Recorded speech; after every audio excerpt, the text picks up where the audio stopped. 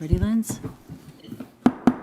Time being 7:05, I call the Hastings City Council meeting in order. Please stand for the Pledge of Allegiance. I pledge allegiance to the flag of the United States of America and to the republic for which it stands, one nation, under God, indivisible, with liberty and justice for all. Welcome, and let the roll reflect that we have a quorum for our council and with the absentee of Councilmember Fox. Tonight we have a new employee introduction, and this evening we will welcome several new employees to the city staff. And Kelly Murchar, our Assistant Administrator, will start us out. Welcome, Kelly. Thank you, Mayor. I'd like to invite Libby to join me.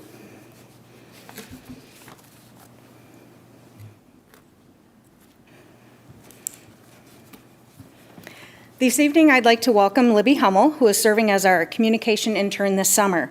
Libby attends the University of Wisconsin-La Crosse, majoring in communication studies and minoring in digital media and design. She's been working to enhance our social media channels and ensure ADA compliance with our website content. She attended last week's Makers Market and Music in the Park, two events that she's been helping to promote. She enjoys going to the movies, traveling with friends, and reading a good book. Welcome, Libby. Welcome, Libby.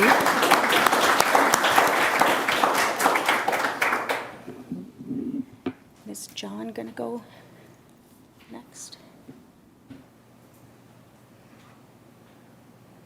Not sure. Okay, then I'm gonna jump ahead.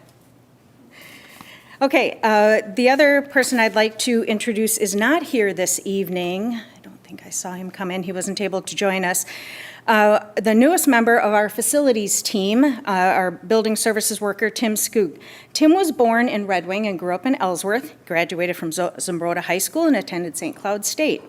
He majored in advertising, so that's a perfect fit for the job. Tim has been married for 35 years to his wife, Carla, and they have 2 daughters. When Tim isn't working or with family, you can find him as a pro musician on weekends, DJing at local area establishments, private parties, and weddings. Tim also finds time to run his own graphic design and publishing business that he loves to do. He's also a huge Packer fan, and you can find him cheering loudly. I know there's other Packer fans in the room, but you can find him cheering loudly and eating his championship chili. He's looked forward to meeting the folks that he's met so far and can't wait to meet everyone else. So welcome, Tim. Is John able to go on? Should be. Okay. Folks, can you hear me okay?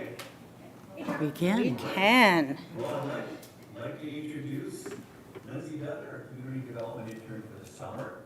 Libby is studying at the University of Wisconsin River Falls Environmental Planning. So she'll be doing a lot of things in the planning and community development department this summer. She's been involved in the Makers Market, involved in reviewing permits, and we're going to be having various commission meetings to present information there as well.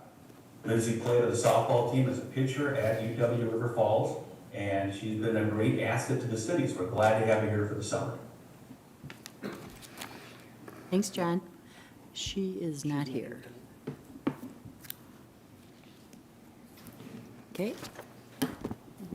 Cody.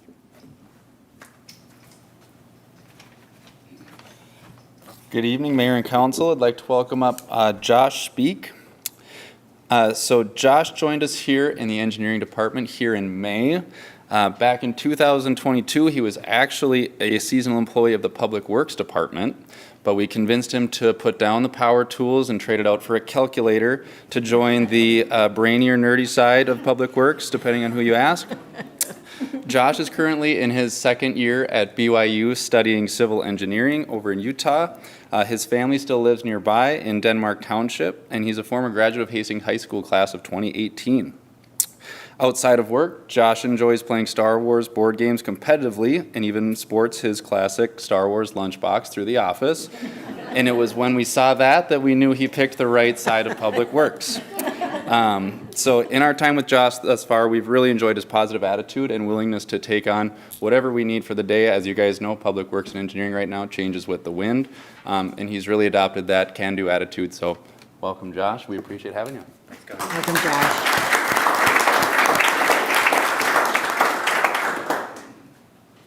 Chief?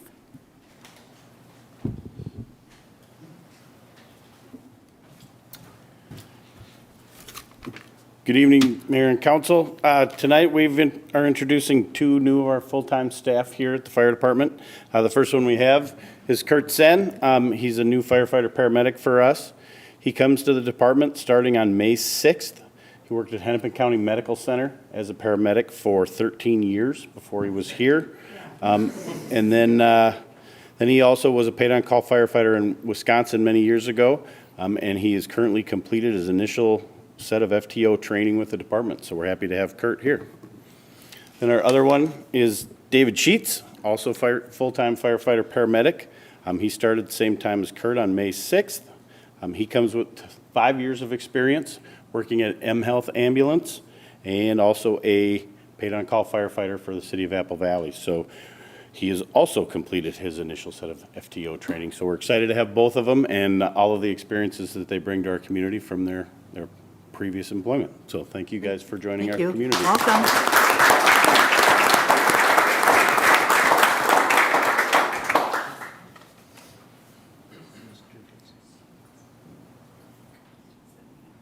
Mr. Chris?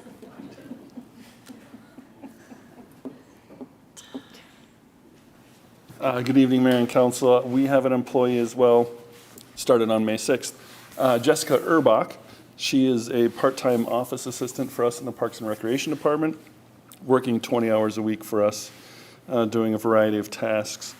Jessica is born and raised in Hastings. Her and her family also operate the Lucky You Stables, just north of town here, with a wide variety of animals, and most recently a baby raccoon that they're taking care of as well. Jessica is not new to the city. She previously worked for the police department for about 5 years in a receptionist role there, and so far she has been doing fantastic. We love having her. She's learning fast and frees up some of Paige's time as well so she can continue on the programming side of things. But Jessica has been a great addition to our team, and wish she was here tonight, but you will get to know her. So thank you. Thanks, Chris. Welcome, Jessica.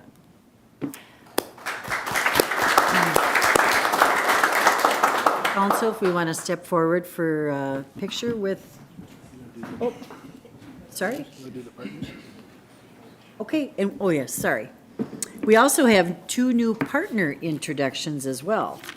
So we have Joni Plat from 360 Communities, and Chief is here to introduce.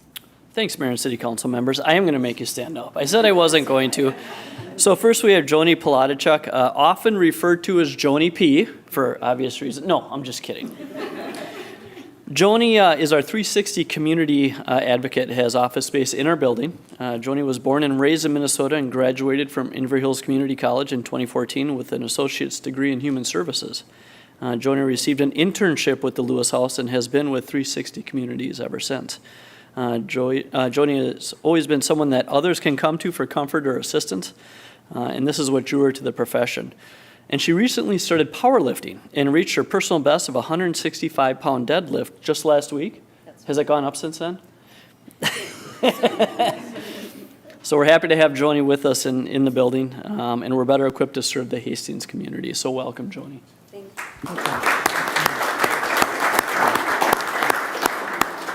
And also we have Jean Evans Williams. Jean is our Dakota County embedded social worker. Splits her time between the Hastings Police Department and Rosemount Police Department throughout the week. She's there to not only troubleshoot crisis issues that officers may have questions about, but she can also respond out in the field to someone that's in crisis. Jean has been practicing social work for several years and across many areas, including medical, child and adult protection, and mental health. Jean grew up in North Dakota, we're not going to hold that against you, on a wheat and cattle farm, and started in social work because she realized she was a great listener and people often confided with her. Currently, Jean lives in Stillwater with a few cats that have been left by her adult children, so congratulations on that.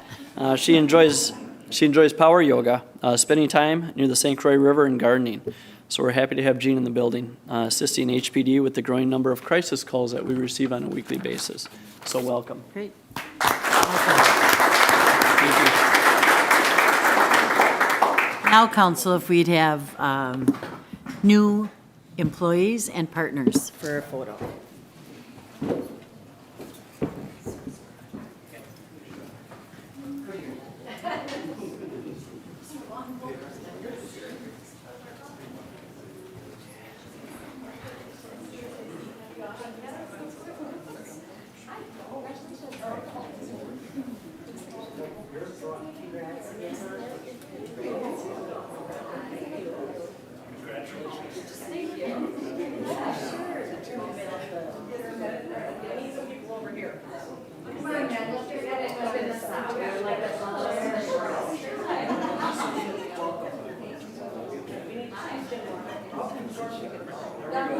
How's that?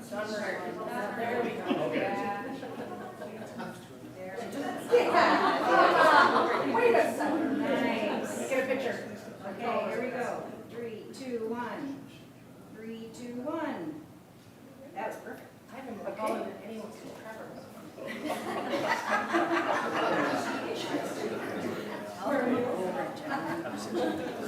I'm sorry. Thank you.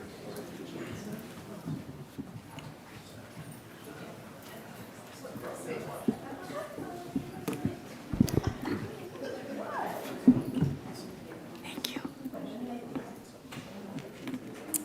All right, tonight we have a proclamation for Make Music Day. And we will start with Councilmember Kemble. Whereas the city of Hastings has declared Friday, June 21st as Make Music Day, and whereas this is the 8th year the City of Hastings Parks and Recreation Department have celebrated Make Music Day. Make Music Day is a free celebration of music around the world on June 21st, beginning in 1982 in France, and now held on the same day each year in more than 1,000 cities in 120 countries. And whereas the purpose of Make Music Day is to encourage and invite Hastings residents and visitors to celebrate by enjoying free performances, cultivating civic pride and a sense of community. And Whereas Make Music Day 2024 will be held 10 a.m. to 9:40 p.m. at Roadside Park, Oliver's Grove, and Levy Park, and the full schedule can be found on the City of Hastings webpage and social media platforms. And whereas, in case of inclement weather, Make Music Day will be canceled and updates will be shared on our city website and city Facebook page. And whereas local and metro area bands and soloists will donate their performances and volunteers will donate their time to help provide sound support and MC of each location.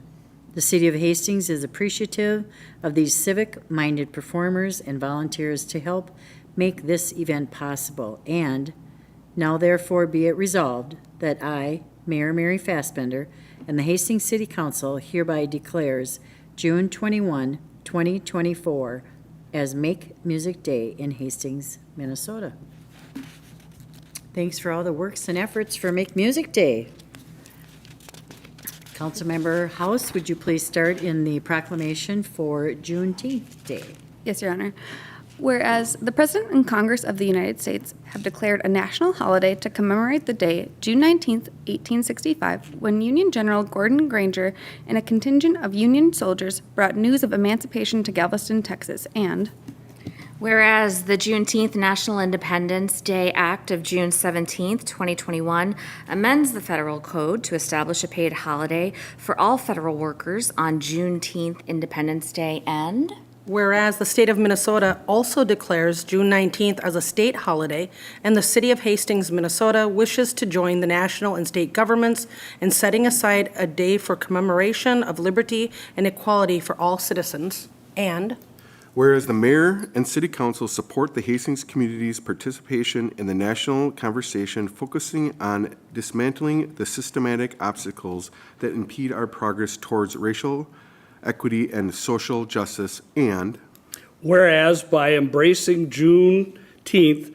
as a holiday, we encourage community reflection about what unity to us and can be promote racial understanding and healing, and Whereas organizations like Building Remembrance for Reconciliation and the Dakota County Historical Society are actively engaged in promoting reconciliation through activities including efforts to build a memorial commemorative Hastings Early African Methodist Episcopal Church Browns Chapel and its congregation to establish a Black Heritage Trail through Hastings, and now therefore be it resolved that I, Mary Fassbender, and the Hastings City Council hereby declare June 19th as Juneteenth Day every year in the city of Hastings and encourage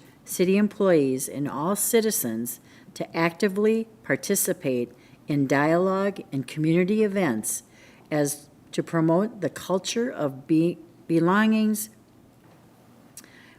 that was General Grange's aspiration 159 years ago.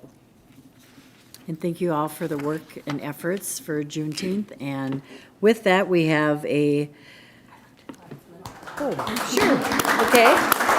Thank you. And along with that, we have a presentation tonight by James Curry he is with the BR4R, which is Building Reconciliation. And thank you. Welcome, James. Oh, thank you, yeah.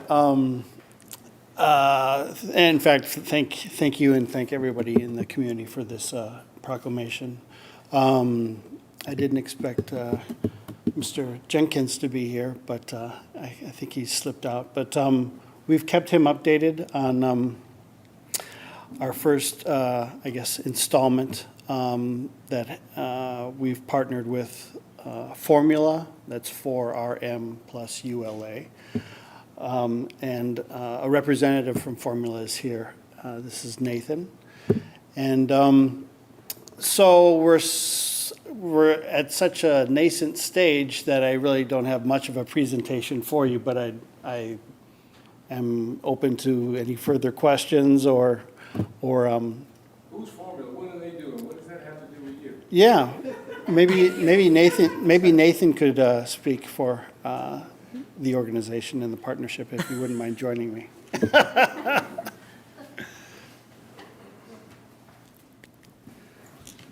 Hello, my name is Nathan Johnson. I'm an architect. I work in, our office is based in downtown St. Paul, so about 25 minutes from here. And James contacted us, I think it was 4 to 6 months ago, about something he's trying to do in regards to the Black and African American heritage here in Hastings. And we've done a lot of projects which kind of commemorate kind of those types of spaces, specifically within the Twin Cities metro area. So we're looking forward to the opportunity to start in the conversation with James and BR4R here in the near future. Thank you. Thank you. Thank you for being here. Council, we would love to have a photo with I have a question. I I have a question. Oh, sure, Councilmember Yeah. Eichel? I have a question. So you'd mentioned that you all have been working with Chris Jenkins with our Parks Department. What are you working on? Tell us a little bit about what are you thinking? I know you, kind of seems like it might be a little early in the process, but like if you had a wishing well, what are we hoping for? What's your plan? Yeah, we've had a first round of CIF funding that came about in 2022, and we pursued an artist charrette idea, which is getting artists together and just sort of spitballing or visioning, concepting. And then the second proposal, that was fruitful, but didn't take us to the next stage. The next stage being, I felt, a proposal for CIF funds to perhaps get an architectural cohort together, whether they be students or graduates or a firm itself, to pick up where the artist charrette left off with probably more technical based and foundational skills that are more appropriate for this concepting of a memorial, and that's in quotes because it's all starting to blend together with a Hastings Black Heritage Trail and then this stop along that way. Yeah, it's the meeting of two kind of concepts and finding out where that overlap is and coming to something concrete instead of the spitballing that we engaged in, which was fruitful, but again, didn't take us to where we wanted to. So it would sound like a form of an art installation in one of the community parks here in the city of Hastings that would celebrate our, Yeah, and Or I Founders don't know Black if it'd be history. how celebratory it would be because it's a church burning if you were aware of so it. this is all regarding the Browns, so what you're looking at here for an art installation is specific to the Browns Chapel piece, not so much the entire community of African Americans who were settled here, but more specific to that event? I'm open to all those things, and I didn't want to steer it necessarily into the memorial connotation, nor did I want to make it, I don't know if it'll become celebratory, but it'll be a piece. Yeah. It's a reflection of how early we are in these stages. Do you have any anticipation of when this would be ready for construction, or what kind of timeframe are you looking at here? I'm thinking we could come out of this with specs that could be moved forward into probably what would be a third phase. I know that permits and zoning and place will still be a factor and are just sort of looming there. I would project, if I was to do so, at 2026. You know, just on a final note, I was born and raised in Hastings, and I wasn't aware of Browns Chapel. It wasn't something I was taught. We didn't talk about it in school. I was, again, it was a sad, horrible time. But to hear more about the people who settled here early on, it was really exciting for me. I grew up in a obviously all-white community and didn't really understand why. So I'm very excited to see what you bring forward. And of course, that commemorative piece of those who were lost, but just the education piece for our community to understand this was part of our heritage and this, You're looking at it. James is a descendant. Yeah, Yes, see? it is. Yeah, and that is something we all need to be taught. So I'm excited for this piece, whatever comes out of it. I'm just very anxious to see how that's going to be used to educate our community as we go forward as a more diverse and equitable community. So thank you for taking the time. I know this probably isn't your forte. You've done an excellent job, and speaking on behalf, I'm sure, for the council, we're excited to see what you bring forward to us. Thank you so much. Thank you.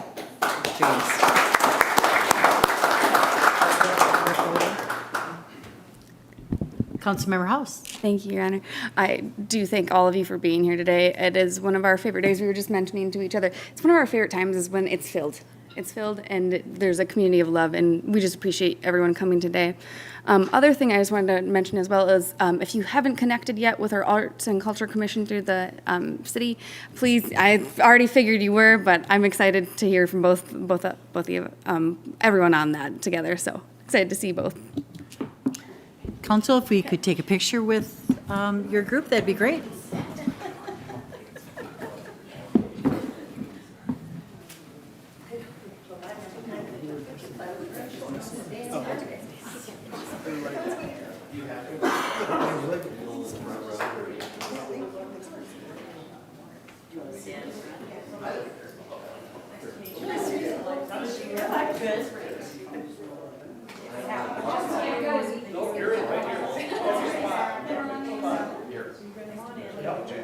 Between these two tall guys.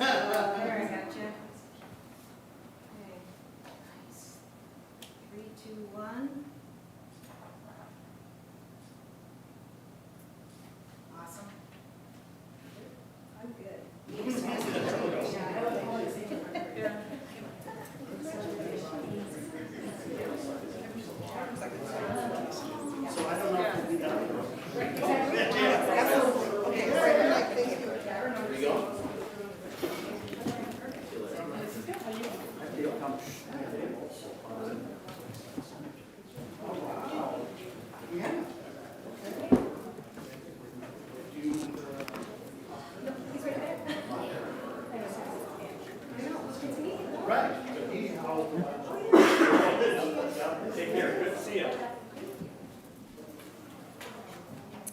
All right.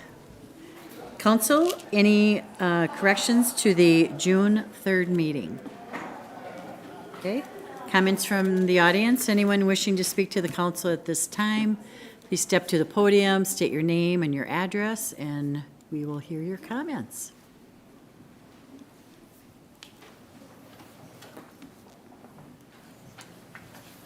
Hello, Council. My name is Steve Zion, 1772 Delridge Court, Hastings.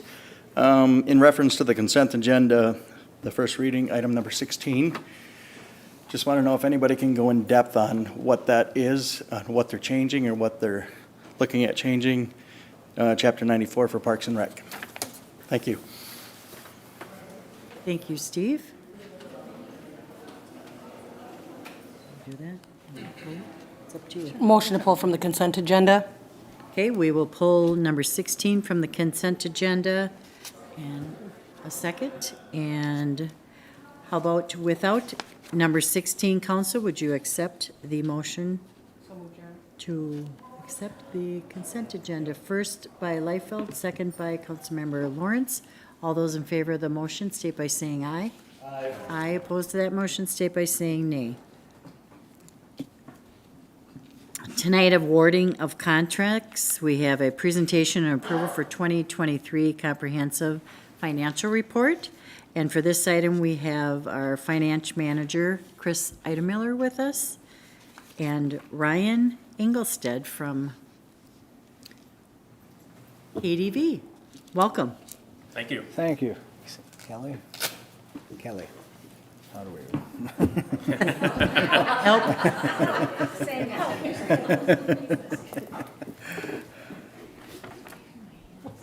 Oh, okay. Down there. Yep. Okay. Nope, there you go. That's about, and then you can just scroll All right. like that. And how to get on the screen? Okay, all right. Okay, good evening, Mayor and council members. It's that time of year again, recapping this year's annual audit. In the past, we've had Nancy Schulzettenberg of Bergen KDV here on this evening, but this year Ryan has moved into that role as Nancy's moved on to different things within the company. So I guess at this point, I can just turn it over to Ryan. All right. Thank you, Chris. Yep. Good evening, Mayor and members of the council. Great to be with you to present the information that we put together, and I've distributed final bound reports to you all there as well that go into all the details. But for efficiency purposes, we condensed the highlights of the information that's within all those documents into a much briefer slide deck. So I will go through that with you here. So with that, maybe quickly I'll see if I can do a full screen, change this a little bit. View, sorry about that. There we go. All right. So first off, we issue 3 different reports as part of the audit process, and then in addition to that, a communications letter. The report that we issue that gets the most attention by various users, the state auditor's office, the bond rating agencies, you name it, is the auditor's report that's at the front of the annual financial report. So the thickest of the documents that you have in front of you. Towards the front of that, there's about 3 or so pages that make up this report. At the very beginning is the opinion section. And that is, again, within that report, that section gets the most focus. The type of opinion that we are providing with regards to the financial statements is an unmodified, also referred to commonly as a clean opinion. The report does also go into details about responsibilities of both management of the city as well as us as the auditors. High level, the responsibilities of the city is to provide a fair presentation of the financial information, maintenance of internal controls, and the like. Our duty is to design and implement an audit approach that would put us in a position to provide reasonable assurance that there would not be any material misstatements that would go undetected as part of the process. And that reasonable assurance is considered to be a high level of confidence, 90-95%. That's just driven based on how we do our materiality calculations, sampling, and so forth to get the appropriate coverage. Okay. So then moving to the next report, this is within a separate document that you have, this and the next one I'll refer to, but government auditing standards, so basically audits for all government entities with some exceptions. There's a requirement for us to do some added work as it pertains to internal controls. It's not a deep dive where we're able to provide an actual opinion on the effectiveness of internal controls, but the work we do is enough that if there were significant deficiencies or material weaknesses, there's a likelihood that those would surface as part of our engagement. But pleased to report, there was nothing that surfaced that rose to that level. So great job by the folks at the city that are involved in the financial activities and overseeing the finances to make sure that all the appropriate checks and balances are working as they should. Also, if there was non-compliance related to laws, regulations, contracts, things like that, we'd call that out. Nothing along those lines that surfaced there either. So then the third report we have is the Minnesota Legal Compliance report. This is a requirement by the State Auditor's Office. They publish a very detailed audit guide that we have to go through as part of the audit of the financial statements. And it hits on all these different areas that are noted here. Some of the key focuses are things like contracting and bidding, making sure that the statutes are being followed as it pertains to those types of functions, as well as many different areas. There's a long list of items that we check on, and through all that, there were no findings as it pertained to compliance with relevant state statutes as well. Okay. So then we'll move on to the required communications letter, another separate document that you have in front of you. Just high level, the first part of it gets into, again, those communications that are required under the standard. So it has sections labeled as along the lines of, if there are any difficulties that we encountered as part of the audit, disagreements with management, misstatements identified, things like that. But the verbiage that's included in the letter is all very clean. We did not have any of those types of issues as we worked through the process. Chris and Ashley and all the others involved here at the city certainly very cooperative and prompt with addressing our questions and requests for info. So we appreciate that. All right.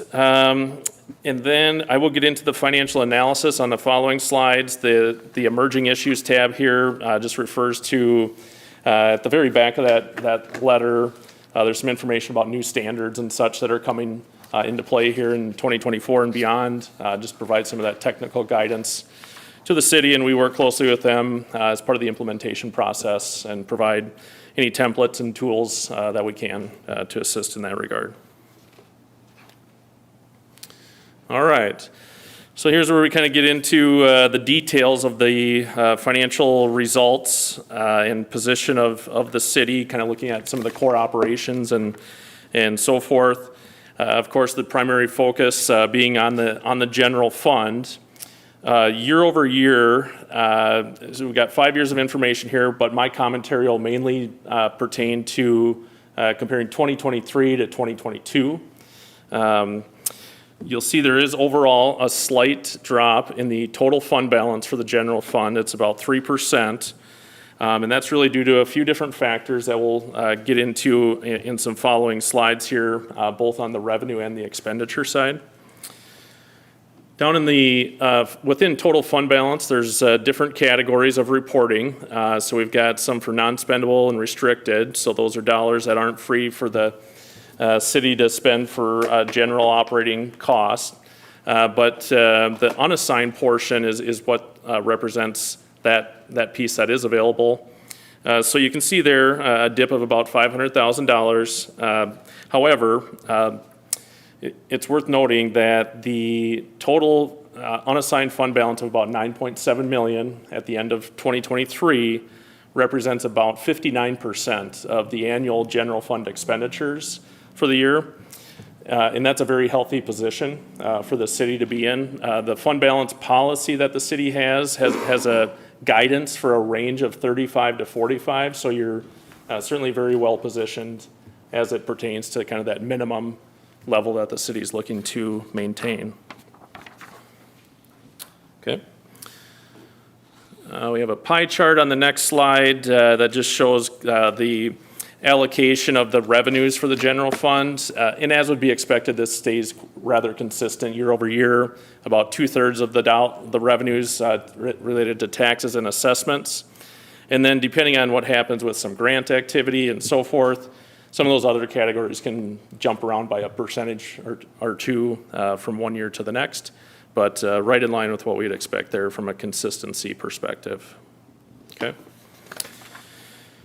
All right, so now the breakdown in dollars of those various revenue categories. You can see, as far as the taxes and assessments, the increase there ties in with what the percentage increase for the levy was for 2023.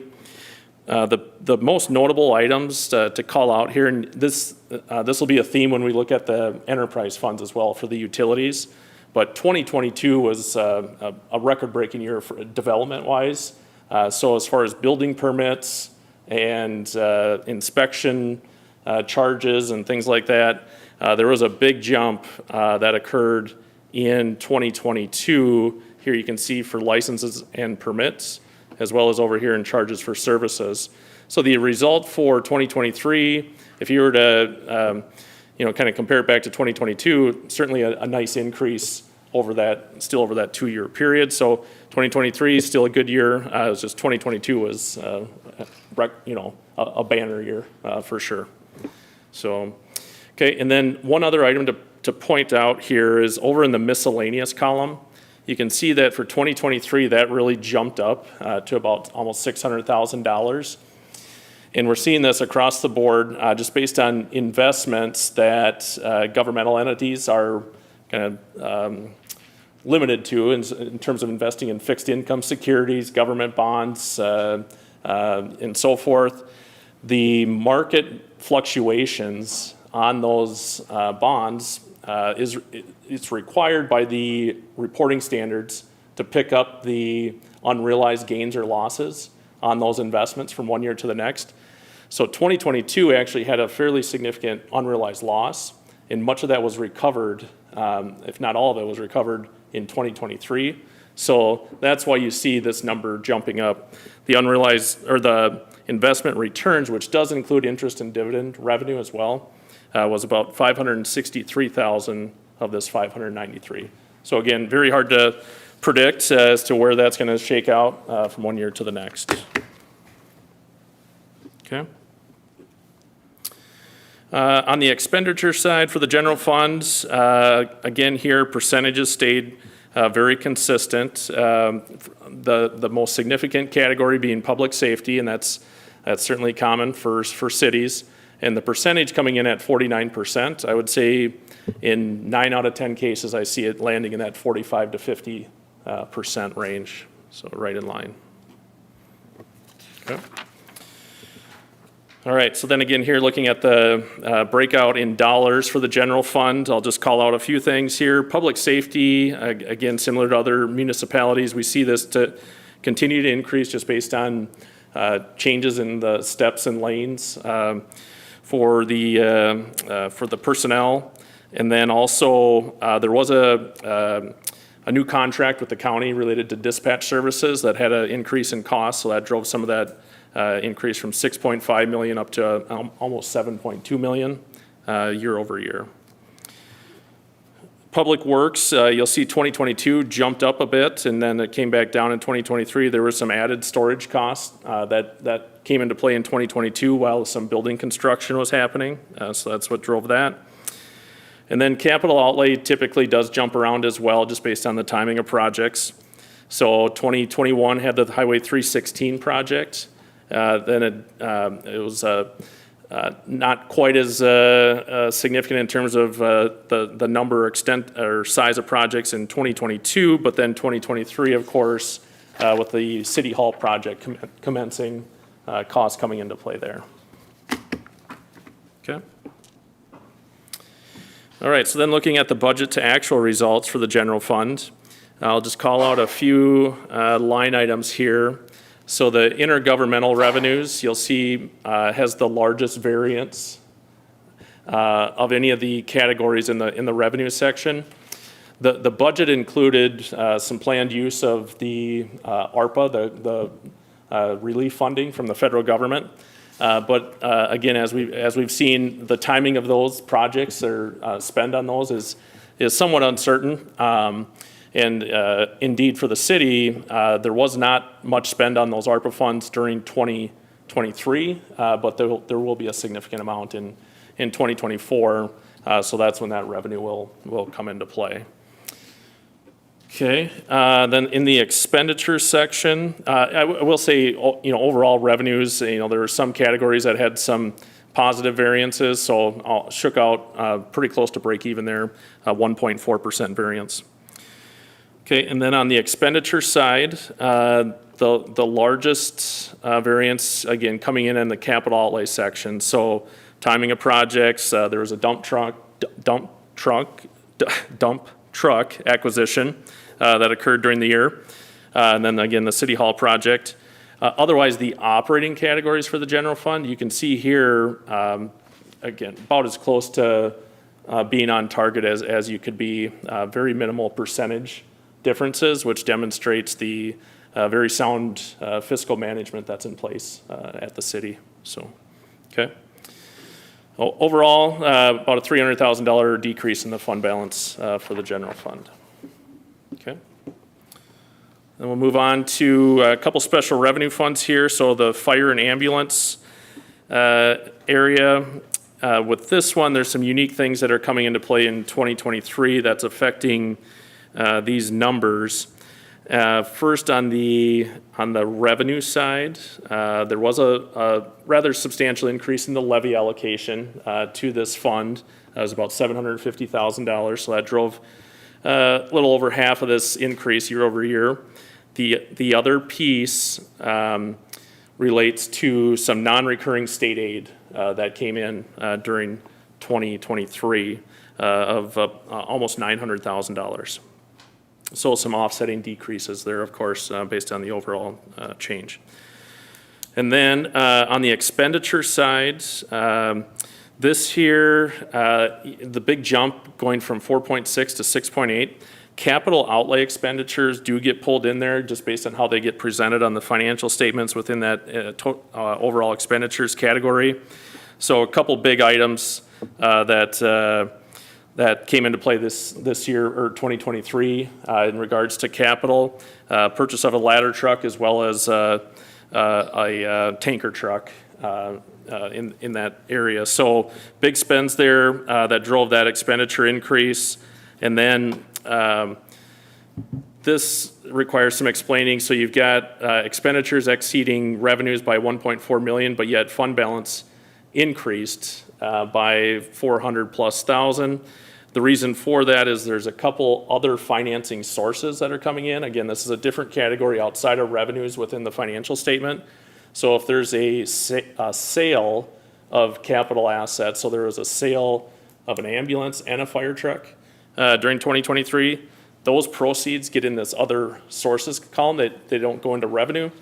So that was about $750,000. And then there was a transfer from the general fund of just over $1 million. Well, two separate transfers. One was to assist with the cost on that ladder truck. So a bunch of different things going on there that drove those numbers in that fund. Oops.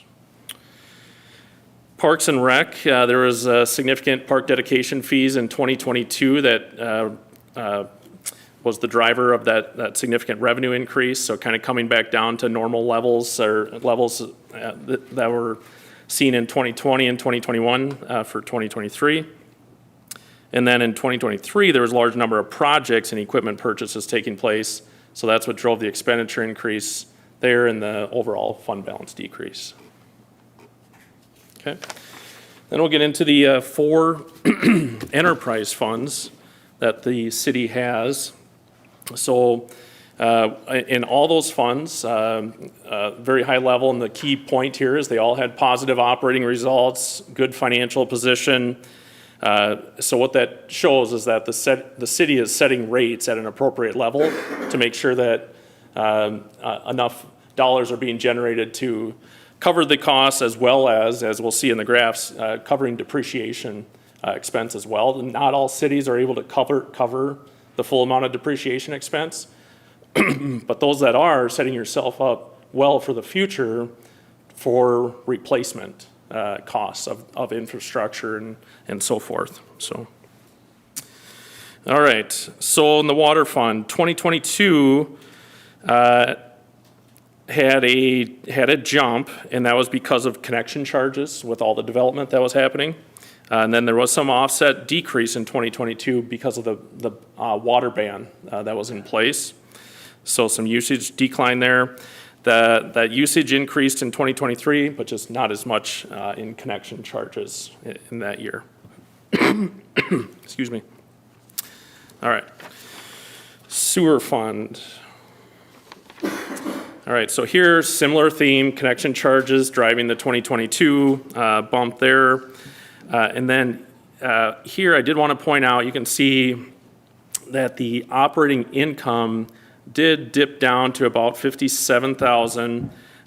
Again, this is after covering depreciation expense. So still a good result. But some of that change, particularly going from $200,000, $350,000 down to the 56. Again, less connection charges, but then also some increased fees from the Met Council in 2023. Okay. Stormwater fund. This is one that most cities struggle with in terms of being able to produce a positive financial result, but Hastings is in a fortunate position where it is doing so. The expenses did jump up a bit this year, and that's really driven by some non-cash items. There's a technical accounting requirement related to pensions and with participation in the statewide pension plan.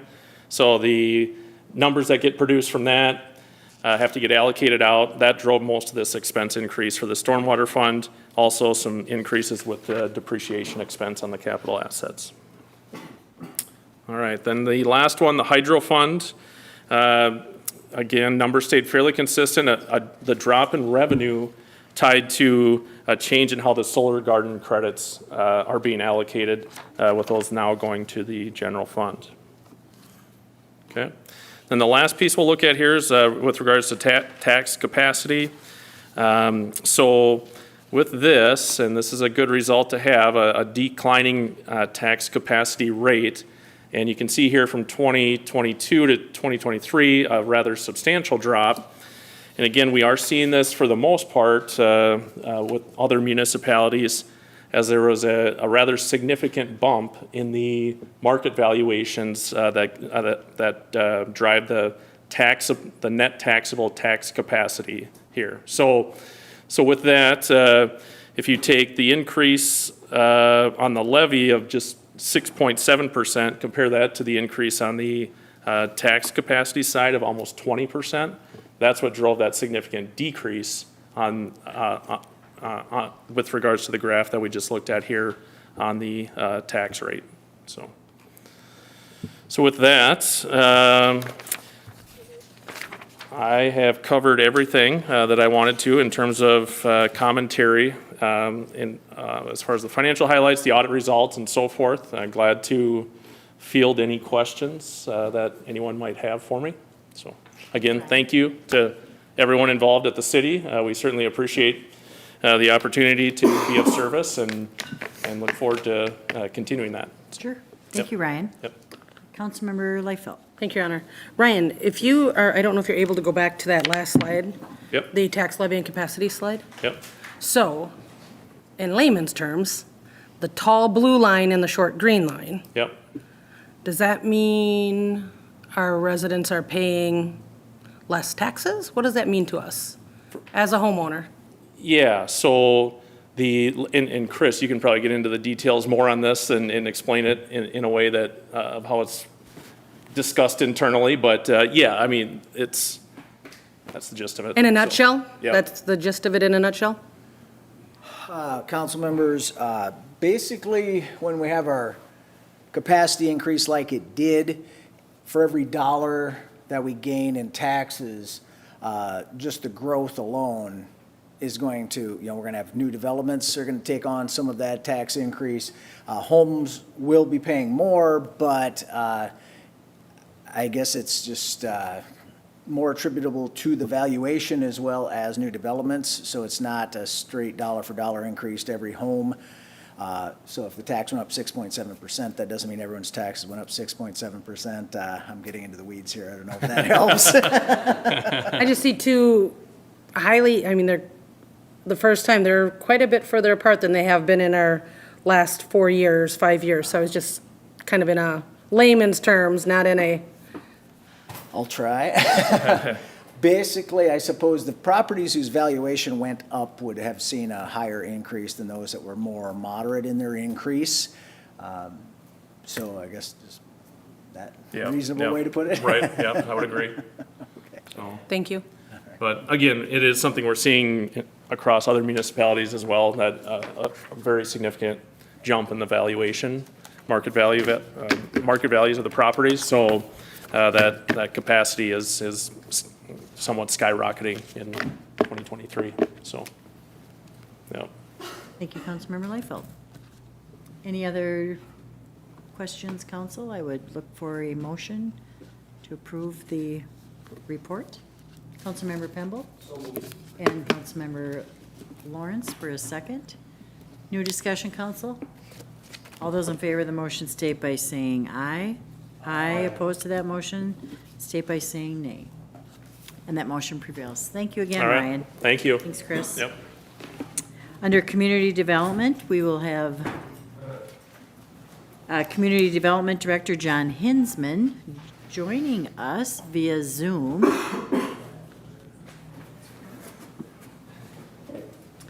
And the first thing go ahead, John, thank you. Thank you for having me here tonight. First item we have before us tonight is a resolution for the improvement of Pleasant Drive addition. I'm going to share my screen here and show, maybe I won't, I don't have the ability to do so, but we're looking at a 10-acre development which is located at the northwest corner of Pleasant Drive in County Road 46. Dakota County CDA is preparing to subdivide this property into a couple of different outlots. What an outlot is a lot that is created but cannot be developed. The purpose behind this is to serve Dakota County's long-term goals, one of which is a route for the Vermilion River Greenway Trail, one for additional right-of-way for Pleasant Drive and County Road 46 for future improvements there, and then remaining land would be used by the Dakota County CDA for housing at some point in the future. Now, at this point, there would need to be a re-subdivision of the property in order for development of the CDA property to occur. Plus, the availability of city utilities is about 1/2 mile away, so there would be a few items necessary prior to doing that. We did have our planning commission review this item at the June 10th meeting. They recommended approval on a unanimous vote. We did not have anyone there who spoke during the public hearing, nor have we had any public comments prior to that. I think Carrie Gill may be present tonight if you have any questions for her from Dakota CDA, or I can stand for any questions on this one at all. Again, for this item, it is a simple majority of council for approval. Thank you. Great, thank you, John. Council discussion? Okay, Councilmember Liefeld? Thank you, Your Honor. So just to confirm, John, right now what we're voting on is just, it has nothing to do with development of the property. We are not voting. Development could not occur, council member, without these outlots being subdivided in the future into another subdivision. So no, it does not confer any ability to develop. Okay, and then at that time, it would go before Planning Commission again and then back to council. Okay, thank you, John, I appreciate it. Your Honor, I'd like to make. Okay, Councilmember Liefeld made a motion to approve with a second by Councilmember House. Additional discussion, council. All those in favor of the motion state by saying aye. Aye opposed to that motion, state by saying nay. And that motion prevails. We also have a resolution for a site plan for the stadium seating and locker room for United Heroes League 15211 Ravenna Trail. And John, you may continue. Council member and mayor, have the map up here for the property we're looking at tonight. This is a site plan approval at United Heroes League for stadium seating and for a locker room. Seating would seat about 1,175 individuals and about a 3,500 square foot locker room. So the red property here constitutes what Defending the Blue Line United Heroes League has for site. This is County Road 54, County Road 91. You can see over here the outline of the hockey arena, which is in place right now.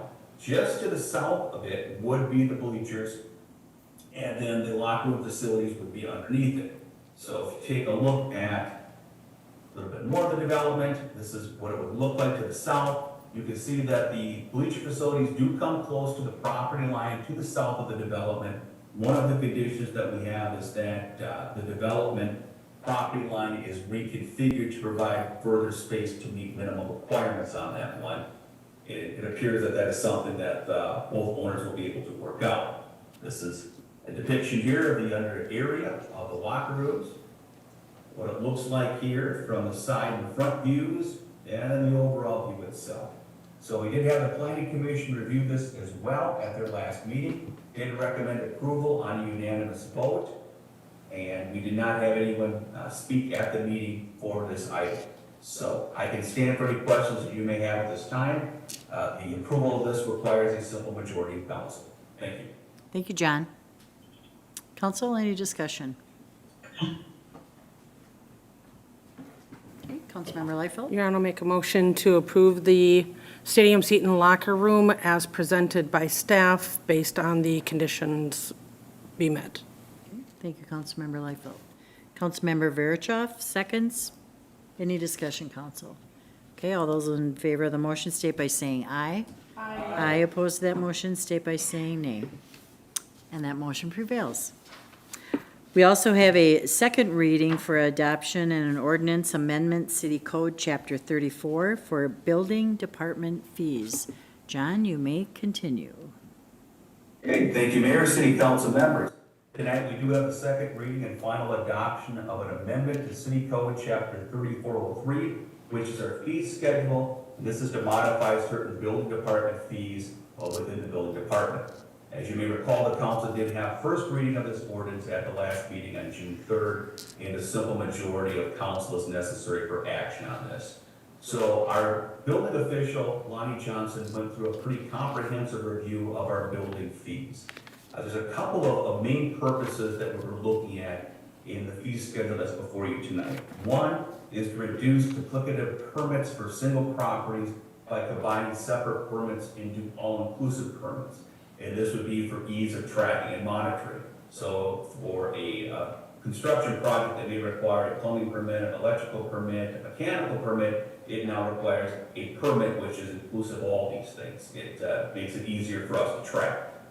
Ensure the fees adequately cover the cost of staff review. Most fees that are listed here have not been increased since 2015. So it's been about 10 years since we've had an increase in fees. So I have some summaries within the report that go over some of the changes that we're looking for. I'll highlight a couple of things in particular. Our minimum building permit fee for just general work was going to increase from $50 to $100. In general, any time that we make a trip out to a site to review a permit, and we have the review of that permit in the office, we're gonna exceed $100 easily, and certainly over the $50 that we have today. So we are still looking at that as something that's not completely covering the fees, but we think it more fairly covers the fees that we do have. For basement finish and remodels, we've created an all-inclusive permit combining separate building permit, mechanical permits. The permit is based on the valuation of work on this one, so there is going to be an increase in some of the fees from that. From what we have presently, decks are going on a square foot calculation with a minimum $100 fee. We also have a new schedule for general construction fees and building valuations. Belonging to take a look at some neighboring communities, taking a look at what fees were charged, and had our permits cover what we need, and also to be in line with what other cities were charging for these permits. So that is generally what we're looking at for changes within the building code itself for fees. So I can stand for any questions that you may have at this time. Great. Thank you. Thank you, John. Council, any discussion? Councilmember Verichoff. Thank you, Your Honor. I just want to commend John and commend Lonnie and commend any of the city staff that worked on this. I think that the role of government is to do the best, most effective way that we can serve our citizens. So I think this is wonderful. Very glad to see it again. I would make a motion to approve this. Great. Thank you, Councilmember Verichoff, with a second with Councilmember House. Any new discussion, Councilmember Leifeld? Would like to add to that, we want to make it easier to work with the city within, in regards to new construction, remodel. We've had comments over the years. It looks to me like this is, sure, there is going to be a monetary piece to it as well, which, is to be expected, but it also seems to me that this is John and the city staff's way of really making it a little bit easier to work with everyone. So to Councilmember Verichoff's comments, I would commend you guys for taking that step, and hopefully our residents and our new business owners, as they come to town, will see that this may help their process. So thank you for bringing that before us, John. Thank you, Councilmember Leifeld. Okay, there was a first and second. No other discussion? All those in favor of the motion state by saying aye. Aye. Opposed to that motion state by saying nay. And that motion prevails. Thanks, John. Under administration, we have a resolution to approve a liquor license renewal for Spiral Brewery. And with that, we will have an introduction by Assistant City Administrator Kelly Murtaugh. Oh, Dan, I thought you were walking up there to do a... Just putting the logo on the screens. Sorry. This item was pulled from consent originally so that Councilmember Fox would not have to abstain. However, she is abstaining from afar, perhaps. So this is a typical liquor license that would normally have been included with the ones that were on the consent agenda. I can certainly stand for any questions that you might have. Thank you, Kelly. Councilmember Leifeld. Your Honor, make a motion to approve the liquor license renewal for Spiral Brewery. Okay, and Second. Councilmember Pemble seconds. Any discussion, council? All those in favor of the motion state by saying aye. Aye. Opposed to that motion state by saying nay, and that motion prevails. With addition to number 16 from the consent agenda, City Administrator Dan Maticha will give us an update on the item, the first reading for Chapter 94 for Parks and Rec. Sure, I can introduce this, and if there's technical questions, Attorney Land can answer those. This really is a matter of housekeeping. Back in, I think the first meeting in May, so a little over a month ago, 3 meetings ago, Council did a fairly sizable update to our Park and Rec chapter of the city code. One of the pieces of that update regarded overnight mooring or parking of boats at the city-owned dock, and not just at the dock, but also in the upstream portion of it. Those, under our permit conditions from the Corps of Engineers, have not been allowed for 15 years or so that the dock's been there, but has not been an enforceable ordinance, just a sign saying don't do it. In updating the ordinance, they said, Parks and Rec Commission, I think also the Parks and Rec Committee of Council staff recommended putting some teeth to that to make sure that there actually was an enforceable ordinance to prevent overnight mooring. As soon as that got adopted a month and a half ago, there was question about, well, what do you mean by overnight? So really what this ordinance does is adds a couple of definitions and some clarification that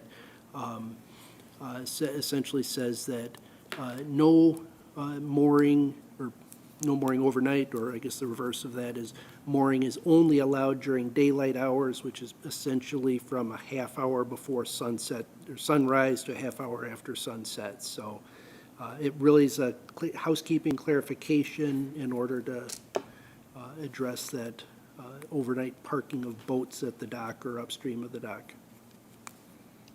Thank you, Dan. With that, I could stand for any questions or hand it off to Attorney Land. Thank you. Councilmember Liefeld. Thank you, Your Honor. Dan, thank you. That addresses the question specifically by the resident who was curious, so there's no further concern. Okay. Thank you. Thank you, Councilmember Liefeld. With that, we will need a motion, Council. Councilmember Motion Liefeld to approve second reading for amending the City Ordinance 94. And Councilmember Pemble is a second. Okay. And no other discussion, Council. All those in favor of the motion state by saying aye. Aye. Opposed to that motion state by saying nay. And that motion prevails. Council members, do you have any announcements? Okay, I have a few. City offices will be closed Wednesday, June 19th in observance of Juneteenth. Summer rec programs at Levy Park, Thursday, June 20th. Music in the park with Holly Recca Ralaz. Tribute to the 50s, supported by Ruth and George Doffing Charitable Fund. Tuesday, June 25th, Comedy in the Park with Kenny Ahern, physical comedian. Sponsored by Smead Manufacturing Company. Wednesday, June 26th, Storytime in the Park with the theme Emotions, a partnership with Pleasant Hill Library. Thursday, June 27th, Music in the Park with Papa Bear Norton. Original